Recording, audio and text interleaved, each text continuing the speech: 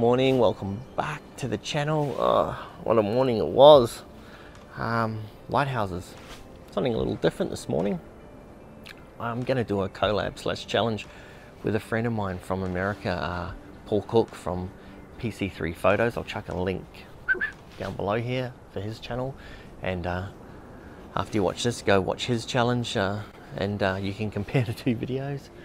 But yeah, we got on Skype about a month ago and discussed we should do a challenge or a collab with each other, and he happened to be going on holiday in a few weeks from that Skype video, saying he was going to visit the most easterly lighthouse in America, which is situated in Maine, the northeast coast of America, on the border with Canada there. And I so happen to live 100 kilometers from the most easterly lighthouse in Australia, Byron Bay Lighthouse. So this lighthouse was started construction in the late 1800s, and it was completed in 1901. It was built just to guide the ships off the east coast of Australia here, leaving from Sydney, heading up the coast to Brisbane and beyond. It's the most visited lighthouse in Australia, if you can't guess. Hordes of people here this morning watching the sunrise. It's also the most brightest lighthouse in Australia.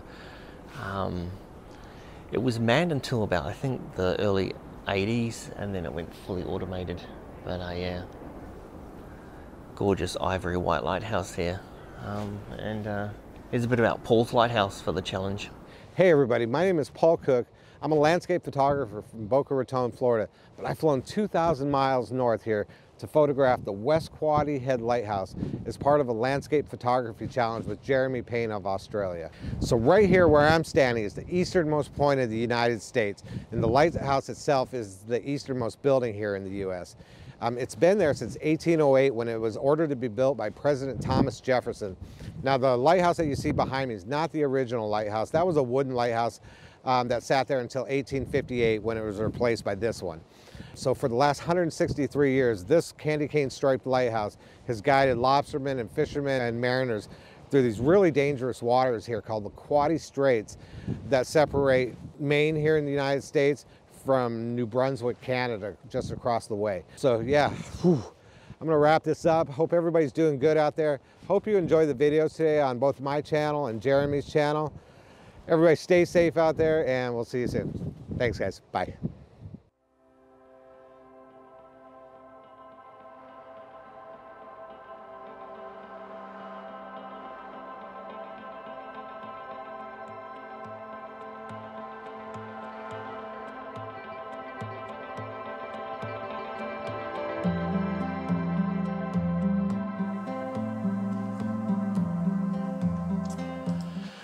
Alright, so I got here pre-dawn. Drove an hour and 20 minutes from home, south down to Byron Bay. I got to the car park about, I think it was 4:40 a.m. and it was chockers, it was packed. I was quite surprised about that actually. So once I parked the car, I had to walk up the road here to the lighthouse itself. I stopped to find my first composition here, struggling in the pre-dawn dark, trying to focus and see what I could take a photo of. I'd never actually shot here before, but I'd researched a few places where to shoot, and there's not much to work with here. It's a lighthouse perched on top of a hill here with a road leading up towards it. So your places, well, composition wise, sort of limited. You've got the leading line of the road and the handrails up, and that's pretty much it. It's one road in, one road out. And that's what I had to work with. So my first shot, like I said, lighthouse on top of the hill here, and I wanted to incorporate the ocean below and the pre-dawn pink sky, which I think I managed to capture all right. It was ISO 320, f8 and 25 seconds. And here's this image now.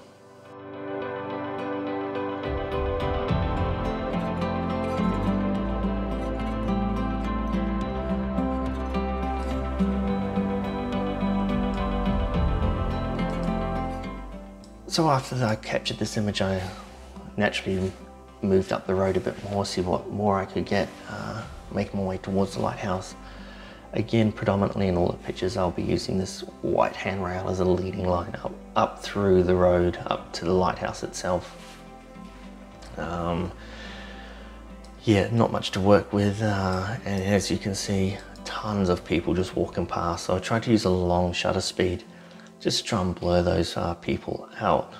And I think it worked in some shots, and others I couldn't clone them out or even use the long shutter speed.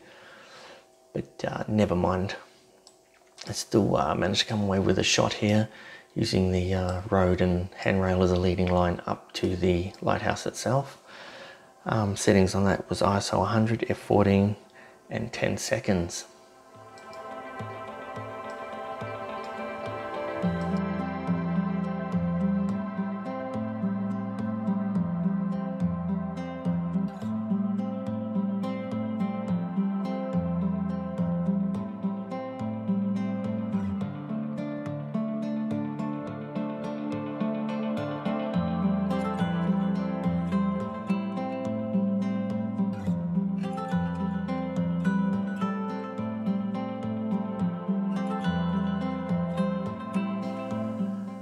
Man, I wonder how Paul's going in his remote location and lighthouse. Here I am surrounded by about 50 people.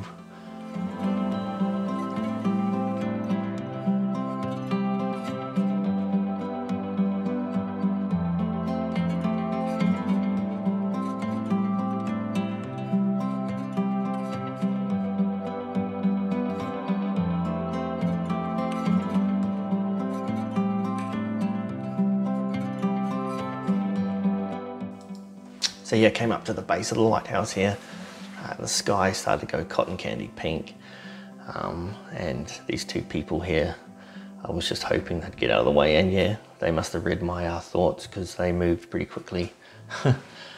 Yeah, so again, I was using the handrail or the guardrail there as the leading line round through to the lighthouse itself and the pink cotton candy skies.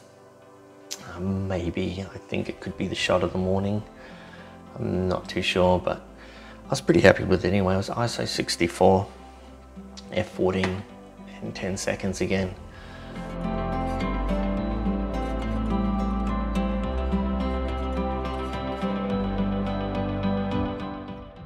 So on the way back down, carrying my tripod over my shoulder, I thought I'd pretty much done, but I managed to capture 2 more shots. I got this one coming back with different light. I think it kind of works. Overall, you've got the lighthouse at the left-hand side of the frame and then the leading line of the rail through. And then you got that squall, that big rain, dirty rain cloud, kind of evens that side of the image out. And then the next one was actually not the lighthouse at all, or anything to do with the lighthouse. I looked across Byron Bay to Mount Warning. I didn't bring my tallow lens, so I was using a 24-70, and I was kicking myself because if I had my tallow lens, I would have probably had a more scope and depth of this image, but a nice image nonetheless, and I thought I'd chuck it up for you. Cheers.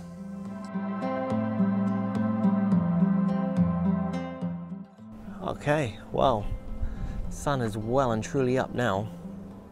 That was a challenge. It was a double challenge, a challenge and a challenge in itself shooting here. So busy, so many people, about even at 5 AM this morning, just so many people wanting to watch the sunrise, and fair enough, why wouldn't you? Yeah, so head over to Paul's channel after this and compare both videos. Smash like and subscribe to mine and his channel. It helps us out so much as content creators. And yeah, I'll be over now to check Paul's out and compare. But thanks for coming along this morning, guys. Like I said, something a little bit different. But yeah, I'll head home now. Well, no, I'll head down into Byron Bay there, get a coffee, maybe a breakfast burger or something, and then head home. But again, thanks a lot, and see you on the next adventure, guys. Peace out. Cheers. See ya.